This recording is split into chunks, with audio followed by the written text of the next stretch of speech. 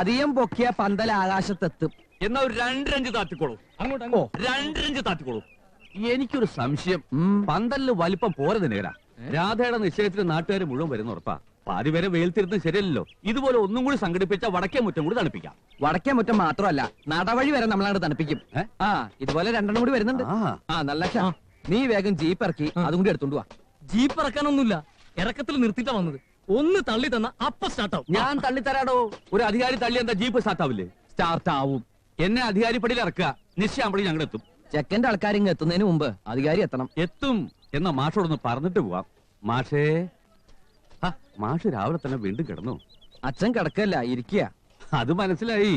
ഇരുന്നുറങ്ങിയാലും കിടന്നുറങ്ങിയെന്നാ വിവരമുള്ളവര് പറയാ. ആരായി ഇരുന്നുറങ്ങണമെന്ന് അറിയോ ദിനകരന്? അധികാരിക്ക് എന്താ തലയ്ക്ക് വല്ല അസുഖമുണ്ടോ? അതെന്റെ അച്ഛനല്ലേ. ഇനി അച്ഛനല്ല എന്ന് പറയാൻ പോവാ? ഏയ്, സത്യം പറഞ്ഞ അച്ഛൻ തന്നെയാ. എന്നാലും ഒരു അച്ഛാന്ന് വിളിച്ചാ പോരാ, കോടാനുകൂടി അച്ഛാന്ന് വിളിക്കണം. അത്രയും സത്യസന്ധനും നീതിമാനും ധർമ്മിഷ്ണുമായ ഒരു അച്ഛനായത്. കുളി കഴിഞ്ഞ് ചന്ദ്രപ്പൊട്ടും തൊട്ടുള്ള ഇരിപ്പ് കണ്ടില്ലേ? ഈ നേരത്തെ യാത്ര പറഞ്ഞ മാഷെ ഞാൻ ഉപദ്രവിക്കുന്നില്ല. പോയിട്ട് വരാം.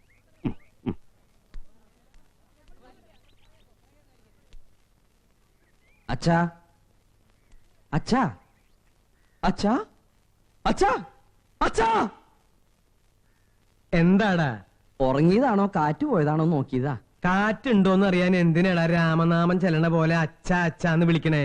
മൂക്കില് വിരല് വെച്ച് നോക്കിയാ പോരെ? അച്ഛൻ ഒരച്ഛനല്ല, ഒരുപാട് അച്ഛനാണെന്ന് അധികാരി പറഞ്ഞു. അതുകൊണ്ടൊന്ന് വിളിച്ചു നോക്കിയതാ. ഇനി അച്ഛൻ ഉറങ്ങിക്കോ. മോന്റെ അച്ഛൻ എന്തിനാ ഇങ്ങനെ ഓടിക്കതച്ച് സോപ്പ് പതിപ്പിക്കണത്? താടി പിടിക്കല്ലേ? രാത്രി ചാർജൊന്നും അല്ലല്ലോ. വിളക്ക് കിട്ടിയടാ. ഇത്തിരി പുളിയും എണ്ണയിലിട്ട് ഒരു പിടി പിടിച്ച ഏട്ടത്തിന്റെ കളർ വെക്കും. തിളങ്ങും. ഇത്തിരി മഞ്ഞളും മസാലപ്പൊടിയും ചേർത്ത് കടുകും കൂടി വറുത്തിട്ട് ആ ഏടത്തിയുടെ വാസനയും കിട്ടും. ഈ വീട്ടിൽ എത്ര വിളക്കുണ്ട്, ഇത് തന്നെ അങ്ങോട്ട് കത്തിച്ചു വെക്കുന്നത് ഇവൾക്ക് എന്താ അത്ര നിർബന്ധം? ശരിയായിട്ട് ഇത് തന്നെ കത്തിക്കണമെന്ന് എനിക്ക് നിർബന്ധ. എനിക്ക് മാത്രല്ല, ഏട്ടത്തിക്ക് നിർബന്ധ. അച്ഛൻ ചെറിയൊരു മയക്കത്തിലാ. അയ്യോ, ഒന്നുമില്ല, ഉറങ്ങാ. ഇന്നലെ രാത്രി ഒരു 5 മിനിറ്റ് പോലും അച്ഛൻ ഉറങ്ങിണ്ടാവില്ല. ഉറങ്ങൂല്ല. ഇന്ന് നിശ്ചയം കഴിഞ്ഞ് കല്യാണം കഴിയണ വരെ നിന്റെ അച്ഛൻ ഉറങ്ങൂല്ല, ഉറക്കം വരൂല്ല. മാധവൻ തട്ടാന്റെ അടുത്ത് രാധയ്ക്ക് ഒരു കമ്മല് പണിയാൻ കൊടുത്തിട്ടുണ്ട്. ഞാനത് വാങ്ങിയിട്ട് ഇപ്പൊ തന്നെ ഇങ്ങോട്ട് വരാം. എത്ര പവന്റെ കമ്മല്? 2 പവന് 1/2 പവൻ കുറയും എന്ന് വെച്ചാ 1.5 പവൻ. എന്നാ പിന്നെ 6 പവന് 4.5 പവൻ കുറയുമെന്ന് പറഞ്ഞോളെ. കേൾക്കുമ്പോ ഒരു അന്തസ് ഉണ്ടാവില്ലോ. പൊന്നിന്റെ കാര്യമാവുമ്പോ തിരി കൂട്ടി പറയണേലും ഒരു തെറ്റുമില്ല. ഏടത്തിയുടെ നിശ്ചയത്തിനും ഇതുപോലെ അച്ഛൻ എന്നൊരു കമ്മല് പണിതു. അതും 2 പവന് 1/2 പവൻ കുറവായിരുന്നു. വിഷമം വന്നപ്പോ ഓരോന്ന് പോയ കൂട്ടത്തില് ആ കമ്മലും തുമ്പശ്ശേരിക്കുറിപ്പ് കൊണ്ടുപോയി. പോലീസ് വേഷം കെട്ടി താടിയും പിടിച്ച് നിക്കാന്നല്ലാണ്ട് ആ തുമ്പശ്ശേരിക്കുറിപ്പിനെ തളയ്ക്കാൻ നിങ്ങളെ കൊണ്ടൊന്നും കഴിയണില്ലല്ലോ. ഇവിടെ ഓരോ വിശേഷം വരുമ്പോഴും മനസ്സിൽ വരണത് ആ ദുഷ്ടന്റെ മുഖം. കണ്ണടച്ചിരുട്ടാക്കിയാലും ആ മുഖം പോവില്ല. ഇങ്ങനെ തുറച്ചു നോക്കും.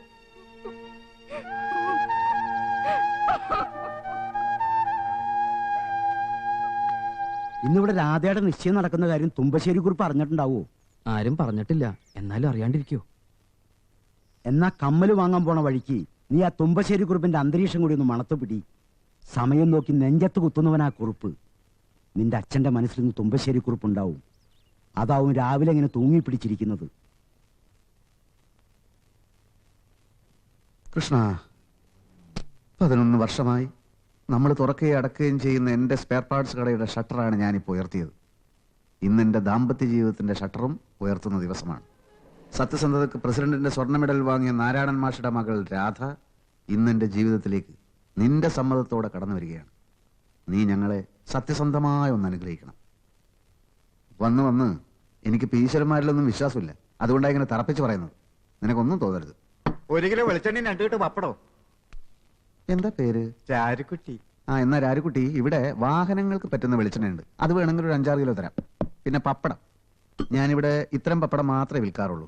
ഇതൊരു കെട്ടിന് 19,000 രൂപ വരും. അല്ല, നാടൻ പപ്പടം കിട്ടില്ലേ? നാടൻ പപ്പടം സ്പെയർ പാർട്ടായി ഉപയോഗിക്കുന്ന വാഹനങ്ങൾ ഇക്കാലം വരെ ഭൂമിയിൽ ഇറങ്ങിയിട്ടില്ല. ഇനി ഇറങ്ങാനും പോകുന്നില്ല. ഇല്ലെങ്കിൽ ഇല്ലാന്ന് പറഞ്ഞു പോരെ. ചൂടാവണോ? എനിക്കിത് ഇത്തിരി ചൂടുള്ള ദിവസം, ഞാൻ ചൂടാവും.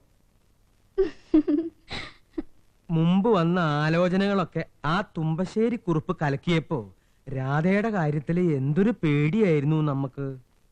ഇവന് പണ്ട് മുതലേ രാധയെ ഇഷ്ടായിരുന്നു ശങ്കരമേശ്വരി പറഞ്ഞപ്പോഴല്ലേ ഞാൻ തന്നെ അറിയണത്. സ്നേഹിച്ച പെണ്ണിനെ കല്യാണം കഴിക്കാൻ സാധിച്ചല്ലോ എന്നുള്ള സന്തോഷം കൊണ്ട് ഫോട്ടോ എടുത്തപ്പോ കരഞ്ഞു. അതാ മുഖത്തിന്റെ ഷേപ്പിന് ഇത്തിരി വളവും തിരിവും ഒക്കെ വന്നത്. ഈ മണ്ണ് ഞങ്ങളുടെ പ്രാണനടാ. ആകാശത്തോളം ഉയരത്തിൽ വേലി കെട്ടിയാലും അത് ഞാൻ പറന്നു കിടക്കും. അധികം പറഞ്ഞ അരിഞ്ഞ് ഞാൻ ആ കാല് പട്ടിക്കിട്ട് കൊടുക്കും. ഈ കാല് തിന്നാൻ ഒരു പട്ടിയും അവിടെ വളർന്നിട്ടില്ലടാ. ബെസ്റ്റ് കാല്. പോടാ. എടാ, നിന്നെ ഞാനൊന്ന് വെച്ചേക്കൂടാം. എന്താടാ കോഴിക്കാല. കോഴിക്കാല് നിന്റെ അച്ഛൻ കോഴിക്കുറിപ്പിന്റെ. എടാ, പിള്ളേരെ ഇതൊക്കെ വെട്ടേണ്ടതാ. സകലതും ഇപ്പൊ തമ്മിൽ തല്ലി തല ധരിച്ച് വീഴൂല്ലോ എന്റെ ഭഗവതി.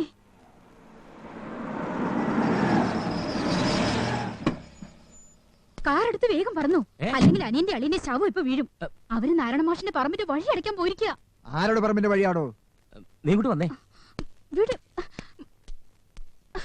നിന്റെ അനിയൻ ചന്ദ്രപ്പന്റെ കല്യാണക്കാര്യം പറയാനാ ചിന്നക്കുറുപ്പ് വന്നേ. കുറെ കാലം വട്ടമിട്ട് നടന്നിട്ട ഈ കാട്ടുപൊത്തിനെ ഞാനൊന്ന് തളപ്പിട്ട് പിടിച്ചത്. അപ്പോഴാ അവിടെ ഒരു അയാളുടെ മുമ്പിച്ചനെ പറയണോടി പോത്തെ. കല്യാണത്തിന് മാല ഇടുമ്പോ ചെറുക്കന്റെ കഴുത്തിന് തല കണ്ടില്ലെങ്കിൽ ഈ പറഞ്ഞ ചിന്നക്കുറിപ്പ് വെറുതെ ഇരിക്കുവോ? ഇരിക്കുമെങ്കിൽ നിങ്ങൾ പോണ്ട. ഇവിടെ വെച്ച് ഈ പരാക്രമം അവസാനിപ്പിച്ചാൽ ആ വേലി പൊളിച്ച് ഞങ്ങൾക്ക് അകത്തോട്ട് പോവായിരുന്നു. എനിക്ക് ഇവനെ പോലെ ചാടാൻ വയ്യ. ഹൈ ജമ്പിൽ ഞാൻ പണ്ടേ മോശ. ജനാർദ്ദന, ഇവിടെ വേലി അടിച്ച് പിണ്ണം വെക്കാൻ നിന്നോട് ഞാൻ പറഞ്ഞോ? ഇല്ല. എന്റെ മോളുടെ കല്യാണ നിശ്ചയ ദിവസം തന്നെ നമ്മൾ തമ്മിൽ ഇങ്ങനെ ഒരു സ്നേഹപ്രകടനം വേണോ കുറുപ്പേ? ഇതെന്റെ തറവാട്ട് പറമ്പാ. എന്റെ കുട്ടികളുടെ അമ്മയെ ദഹിപ്പിച്ചത് ആ തെക്കേ മൂലയിലാ. എനിക്ക് പറ്റിയ ഒരു കൈപ്പിഴ കൊണ്ട് ഈ പറമ്പ് കുറുപ്പിന്റെ കയ്യിലായി. കോടതിയിൽ ഇപ്പോഴും കേസുണ്ടല്ലോ. വഴി കെട്ടിയടക്കരുതെന്നും സഞ്ചാര സ്വാതന്ത്ര്യം ഉണ്ടാവണമെന്നും വായിച്ചാ മനസ്സിലാവുന്ന ഭാഷയിൽ ജഡ്ജി എഴുതി വെച്ചിട്ടുണ്ടല്ലോ. പിന്നെ എന്തിനാ ഞങ്ങൾ എങ്ങനെ ഹൈ ജമ്പ് ചാടിക്കണേ? എന്നാ പിന്നെ ക്രിക്കറ്റ് ആക്കണോ? എനിക്കും എന്റെ മോന് ക്രിക്കറ്റ് ഇഷ്ടാ. അച്ഛാ ചവിട്ടി പൊളിച്ചിങ്ങോട്ട് വാടാ. വേണ്ട, മാഷ് നേരെ കത്തി ഓങ്ങി തുമ്പശ്ശേരി കുറിപ്പിന് ഒരു മണ്ണും വെട്ടി പിടിക്കണ്ട. മുള്ളു നോക്കണേ, മുള്ളു. വഴി കെട്ടിയടയ്ക്കാൻ മുതലാളിയല്ലേ ഇവരോട് പറഞ്ഞത്? അച്ഛൻ വന്നപ്പോ എന്താ വേറൊരു കളി കളിക്കണത്? അതേ കളി. അതെ. അല്ലെങ്കിൽ ഞങ്ങൾ കളി മാറ്റും. കേട്ടോ മാഷെ, ഇവന്മാർ ചെയ്തത് തെറ്റ്. അതിന് ഞാനൊന്ന് താണ് തന്നു. ഞാൻ താണ് തന്നപ്പോ ഇവരെന്റെ മേലെ കയറുന്നത് അത്ര ശരിയല്ല. ഇറങ്ങാൻ പറ. മനഃപൂർവ്വം മോളിൽ കയറിയിട്ട് പിന്നെ ഇറങ്ങി വന്നിട്ട് ഒരു കാര്യമില്ല. മതിയടാ, ഇറങ്ങി വന്നിട്ട് അതങ്ങോട്ട് വൃത്തിയായിട്ട് പൊളിച്ചു കളാ. വച്ചോണ്ടിരുന്ന എല്ലാവരുടെ കാലിലും മുള്ളു ഇറക്കി. കേട്ടോ തുമ്പശ്ശേരി കുറുപ്പേ, ഇവര് ഈ കാണിച്ചത് ഞാൻ ക്ഷമിച്ചു. ഇനി അവര് കാണിക്കാൻ പോണത് കുറുപ്പ് അങ്ങോട്ട് ക്ഷമിച്ചേക്ക്. എന്തേ ഈ പൂവ് എങ്ങനെയാ അമ്മിണിക്ക് കിട്ടിയേ? അമ്മിണി നേരത്തെ കുറച്ച് പൂ തന്നു പറഞ്ഞപ്പോ അവൾക്ക് എന്താ സ്വർഗത്തിൽ പൂ കച്ചവടാണെന്നല്ലേ നീ ചോദിച്ചത്? അവള് തന്നത് ദാ ഈ പൂവാ. അവളെ ദഹിപ്പിച്ച ഈ സ്ഥലത്ത് ഞാൻ അന്ന് നട്ട ചെടിയാ ഈ വളർന്ന് പൂത്ത് നിൽക്കണത്. ഇതിങ്ങനെ പൂത്തത് ആദ്യമായിട്ട് ഞാൻ കാണണേ. നീ വിശ്വസിച്ചാലും ഇല്ലെങ്കിലും ഞാനൊരു സത്യം പറയാം. അവൾ ഇപ്പോഴും എന്റെ കൂടെയുണ്ട്. ആ ഒരൊറ്റ ധൈര്യത്തിലാ ഈ രണ്ട് മക്കളെയും വെച്ച് ഞാനിങ്ങനെ ജീവിക്കുന്നത്. എന്റെ അമ്മിണി, നിന്റെ ജീവൻ രക്ഷിക്കാനാ തുമ്പശ്ശേരി കുറുപ്പിന് ഞാൻ ഈ മണ്ണ് പണയം വെച്ചത്. ആ കുറുപ്പ് എന്നെ ചതിച്ചു. ഈ മണ്ണ് തിരിച്ചു വാങ്ങി നിനക്ക് മോക്ഷം തന്നിട്ടേ ഞാൻ മരിക്കൂ. അതിനു മുമ്പ് ദൈവം തമ്പുരാൻ വിചാരിച്ചാലും എന്റെ മക്കളെ വിട്ട് ഞാൻ നിന്റെ അടുത്തേക്ക് വരില്ല. എനിക്കെന്നും നമ്മുടെ മക്കൾ കൂട്ടിനുണ്ട്. അവരെ നീ നല്ലപോലെ അനുഗ്രഹിക്കണം. കൊച്ചുകൃഷ്ണ, തുമ്പശ്ശേരിക്കുറുപ്പ് എന്റെ മാഷയും കുട്ടികളെയും ചതിക്കോ കൊച്ചുകൃഷ്ണ? അവരെ ഒറ്റയ്ക്കാക്കി പോവല്ലേ? അവരെ ഞാൻ ഒറ്റയ്ക്കാക്കേ? നല്ല കഥ. അമ്മണിയടുത്ത് വിഷമിക്കാണ്ടിരിക്കി. തുമ്പശ്ശേരി കുറുപ്പിന്റെ അടിവേര് മാന്തി ഞങ്ങൾ ഈ പറമ്പ് തിരിച്ചു പിടിക്കും. എന്താ പോരെ? മതി.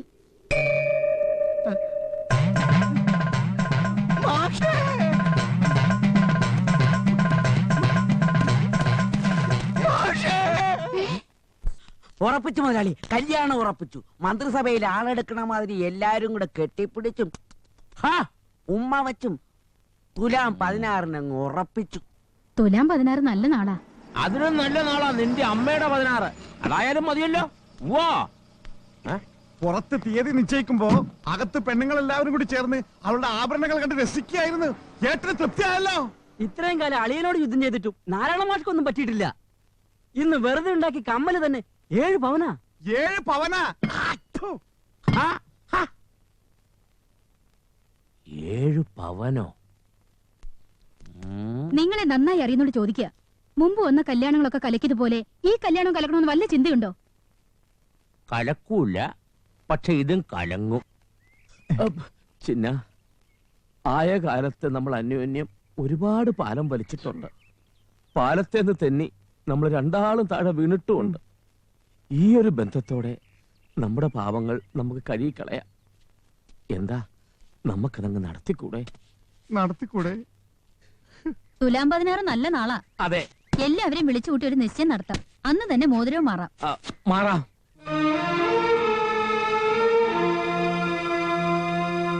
ശത്രുക്കളായി ഇങ്ങനെ എന്നും ജീവിക്കാനാണ് ഭാവമെങ്കിൽ പിന്നെ മനുഷ്യജന്മം എടുത്തിട്ട് എന്താ കാര്യം? നമ്മളെല്ലാം മനുഷ്യന്മാരല്ലേ? അത്തരമൊരു ചിന്ത തുമ്പശ്ശേരിക്കും തോന്നി തുടങ്ങിയെങ്കിലേ എനിക്കിനി രണ്ടിലൊന്നും ആലോചിക്കാനില്ല. തുലാം 16 രുക്മിണിയുടെ കഴുത്തിൽ ചന്ദ്രപ്പൻ താലി കെട്ടും, നമ്മൾ ബന്ധുക്കളാവും. എന്താ?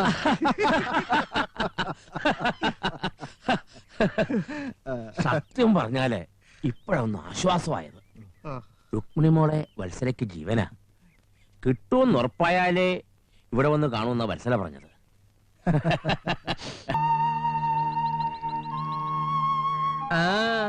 എവിടുന്ന് ഒരു പെണ്ണിന്റെ കരച്ചിൽ കേട്ട പോലെ തോന്നി. അച്ഛൻ കേൾക്കണ്ടോ? എനിക്ക് ആ പ്രായം കഴിഞ്ഞു. ഇനി കേട്ടിട്ടും വലിയ കാര്യമൊന്നുമില്ല. മനസ്സിലായി? എന്തോന്ന് മനസ്സിലായി? അസുഖം മനസ്സിലായി. വല്ലവരും മനസ്സിലുണ്ടെങ്കിൽ പറ, അച്ഛൻ വഴി കാണാം. എനിക്ക് ആരുമില്ല. പിന്നെ നീയൊക്കെ എന്തിനാടാ മീശയും വെച്ച് നടക്കണേ? നിന്റെ അമ്മയ്ക്ക് ഞാൻ ആദ്യത്തെ കത്ത് കൊടുക്കണത് എന്റെ എത്രാമത്തെ വയസ്സിലാണെന്ന് നിനക്കറിയോ? അറിയാം. അമ്മ ആ കത്ത് രാമായണത്തിൽ സൂക്ഷിച്ചു വെച്ചിരുന്നു. 5ാം ക്ലാസ്സിൽ പഠിക്കുമ്പോ ഞാനത് രാമായണത്തിൽ നിന്ന് എടുത്ത് എന്റെ ഡ്രോയിങ് ടീച്ചർക്ക് കൊടുത്തു. അച്ഛന് കിട്ടേണ്ട അടി അന്ന് എനിക്കാ കിട്ടിയത്. ലവ് ലെറ്റർ എഴുതാൻ അച്ഛൻ വളരെ വീക്കാ. അങ്ങനത്തെ ഒരു കത്ത് എഴുതിയാലൊന്നും ഇന്നത്തെ പെണ്ണുങ്ങൾ വീഴില്ല അച്ഛാ. അമ്മ വീഴും. ഇനി വീഴൂന്ന് ഉറപ്പുണ്ടെങ്കിൽ അച്ഛൻ അതുപോലെ ഒരെണ്ണം എനിക്ക് എഴുതിത്താ. ഞാൻ ആർക്കെങ്കിലും കൊടുത്തു നോക്കാം.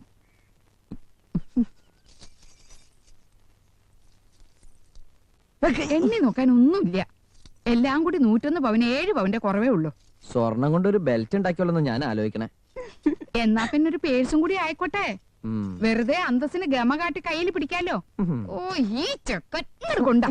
ഈ ചെറിയമ്മയ്ക്ക് സ്വർണം കണ്ട പ്രാന്താ. പ്രാന്തല്ലടാ, പ്രാന്ത. അച്ഛാ, അച്ഛന്റെ സർവാഭരണ വിഭൂഷതയായ മോള് എടി ചെവിന്ന് കഴുകടി. ഇതൊക്കെ ഇട്ടുകൊടുത്ത് എടുത്ത് സൂക്ഷിച്ചു വെച്ച കമ്മലിട്ടപ്പോ അവള് കരഞ്ഞു. അത് അഴിച്ചെന്നാ മാധവൻ തട്ടാന്റെ അടുത്ത് കൊടുത്ത് ശരിയാക്കാം. ഇല്ലെങ്കിൽ ഇടയ്ക്കിടയ്ക്ക് ഇവളിങ്ങനെ കരഞ്ഞോണ്ടിരിക്കും. എനിക്ക് നല്ല വേദനയുണ്ട്. സാരില്ല, ആ വേദന സാരില്ല.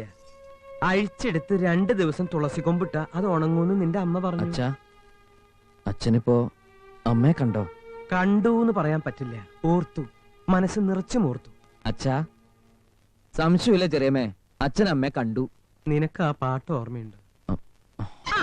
ഇന്ന് നൈറ്റ് ഡ്യൂട്ടി ഇല്ലേ? ഇന്നത്തെ നൈറ്റ് ഇത്രേ ഉള്ളൂ. എനിക്ക് വിശന്നിട്ട് വയ്യ. ഇതെന്തോന്ന് സ്റ്റേഷൻ? അവിടെ കള്ളന്മാരൊന്നുമില്ലേ? വിശന്നാ ഞങ്ങള് കള്ളന്മാരെയാണോ പിടിക്കുന്നത്? ദോശ ഉണ്ടാക്കട്ടെ?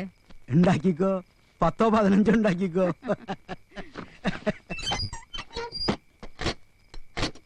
എന്തത്?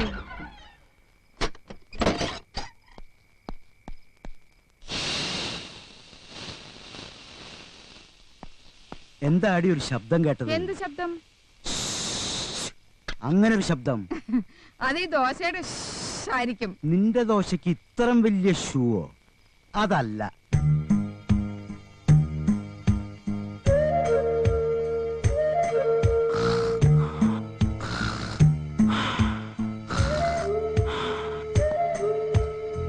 മാഷേ,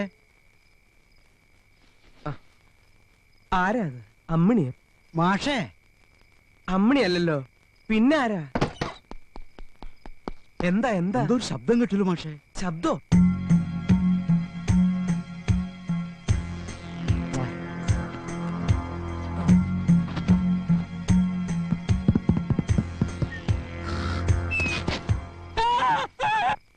ആരാ? എന്താ എന്താ എന്താ എന്താടോ?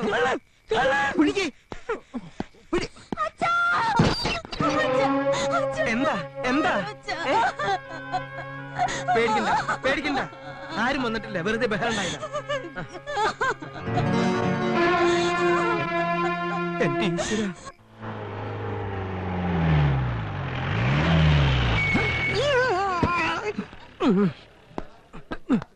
എന്താണോ ഈ വാതിലും ജനവാതിലും ഒക്കെ അടച്ചിട്ടിരിക്കുന്നത്? അത് കള്ളനകത്ത് കയറിയ ശേഷം അടച്ചതാ. അപ്പൊ കള്ളനകത്തുണ്ടോ? ഇല്ല, പുറത്തു പോയതിനു ആ, ശേഷം. ഇനി എന്റെ ആവശ്യമില്ല. ഒരിക്കൽ കേറിയാ പിന്നെ 4-5 മാസം കഴിയാതെ വീണ്ടും അതേ സ്ഥലത്ത് ആ കള്ളം കേറാറില്ല. അതാണ് ഞങ്ങളുടെ തിയറി. കള്ളൻ പ്രാക്ടിക്കലാ. ആഹാ. കുറച്ചു ദിവസം ലീവ് എടുത്ത് വീട്ടിൽ പോയി കുടുംബത്തെ കാണണമെന്ന് വിചാരിക്കേണ്ട താമസമേ ഉള്ളൂ. അപ്പോഴത്തേക്ക് ഇടിത്തി പോലെ എവിടെ നിങ്ങൾ ഒരു കള്ളം വന്ന് വീഴും. ഇതെന്ത് നാടാണ് മാഷേ? ഇതാണ് മാഷ്, ഞാൻ അധികാരി. നിങ്ങൾ ആരാണെന്ന് ചോദിച്ചില്ല. ഇതെന്ത് നാടാണ് മാഷേ? ഇവിടെ കള്ളന്മാരല്ല നല്ല മനുഷ്യരാരും ഇല്ലേ? ഞങ്ങളൊക്കെ നല്ല മനുഷ്യരാണ് സാർ. ഈ കൂട്ടത്തിൽ ഒരു ഒറ്റ കള്ളന്മാരും ഇല്ല. സാറിന് മനസ്സിലായില്ലോ. ഞാൻ പണിക്കരാ. എന്താ പണി? പണിയൊന്നും ഇല്ലാത്ത പണിക്കരാ. ഞങ്ങൾക്ക് പണി ഉണ്ടാക്കരുത്. പോലീസ് വെടിവെക്കുമ്പോ മുമ്പിൽ കയറി വെടിവെക്കരുത്. ഉണ്ട തട്ടി ചത്തു. മനസ്സിലായോ? നല്ല പൂമണം. ആ, അന്വേഷണത്തിന് ആകെ കിട്ടിയൊരു തുരുമ്പ. അവൻ ഉടുക്കാൻ കിട്ടൊരു ലുങ്കി സഹിക്കാൻ വയ്യ. താനിതുകൊണ്ട് ഭംഗിയായിട്ട് അലക്കി ഇസ്തിരിട്ട് മടക്കി പോയി നായെ കൊണ്ട് മണപ്പിക്കാനുള്ളതാ. ആ കള്ളൻ ആ ലുങ്കി എന്നെ പുതപ്പിക്കായിരുന്നു സാർ. പുതപ്പിക്കുന്ന താൻ കണ്ടോ? ഞാൻ കണ്ടില്ല. ഈ നളിന ഞാൻ കാണുമ്പോ കള്ളൻ ലുങ്കിയില്ലായിരുന്നു. അവന് തുണിയില്ലായിരുന്നു. കണ്ടപ്പോ തന്നെ കണ്ണിൽ ഇരുട്ട് കയറി. അതുകൊണ്ട് ഒന്നും കാണാൻ പറ്റിയില്ല. ആ സമയത്ത് തന്റെ കണ്ണി പവർ കട്ടായിരുന്നോ?